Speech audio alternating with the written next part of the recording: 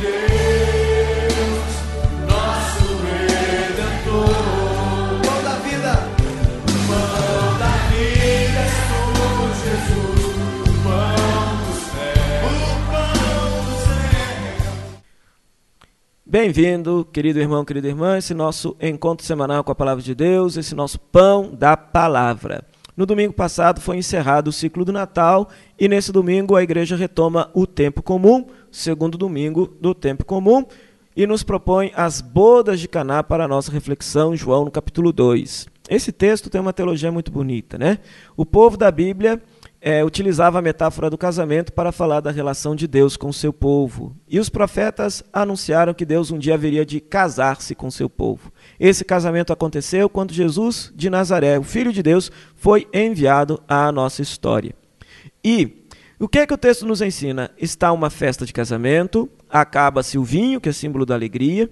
Maria, mãe de Jesus, intercede junto a Jesus para que um sinal possa ser feito, um sinal possa ser realizado. Ou seja, o que é que João está querendo ensinar? Antes de Jesus, então parece que o relacionamento de Deus com a humanidade estava fadado a um divórcio. Parecia uma festa de casamento sem vinho, sem alegria. Estava sem sentido. Então o que acontece? Jesus pede que se encha 6 talhas de água, ou seja, eram 6 talhas que eram utilizadas para a purificação dos judeus, os ritos de purificação dos judeus, os ritos para o perdão dos pecados que os judeus faziam antes de tudo na sua vida. E essas talhas estavam vazias, ou seja, talha vazia para que serve? Serve para nada. Então Jesus pede para que se encha de água e depois transforma isso em vinho. Existia uma profecia também lá nos profetas que dizia que quando o Messias viesse, haveria abundância de vinho, haveria abundância de realização, de felicidade, de plenitude de vida, que é a metáfora utilizada pelo vinho, que é o que o vinho simboliza lá no Antigo Testamento. Então João está querendo nos ensinar o seguinte de uma forma muito poética e muito simbólica. Jesus veio dar novo sentido, veio dar plenitude a esse relacionamento de Deus para com a humanidade. Se nós escutamos Jesus, assumimos a prática que foi dele como nossa prática de vida, como prática na nossa história, nós assumimos então esse casamento definitivo com Deus. O nosso relacionamento com Deus se renova, se transforma. E aquele relacionamento que estava fadado ao divórcio, ele se enche novamente de alegria, ele se enche novamente de plenitude de vida.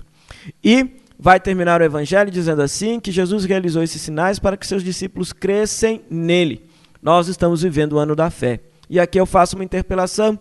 O Papa Bento XVI, ao proclamar esse ano da fé para toda a Igreja Católica, quer estimular a cada discípulo de Jesus, a cada cristão, a procurar aprofundar, conhecer melhor a sua fé, a crescer cada vez mais na sua adesão à pessoa de Jesus. Pois fé é isso, é aderir à pessoa de Jesus. Não é aderir a um conjunto de doutrinas, de ensinamentos, de regras, de condutas morais, mas crescer na nossa adesão e no nosso compromisso com a vivência da palavra de Jesus.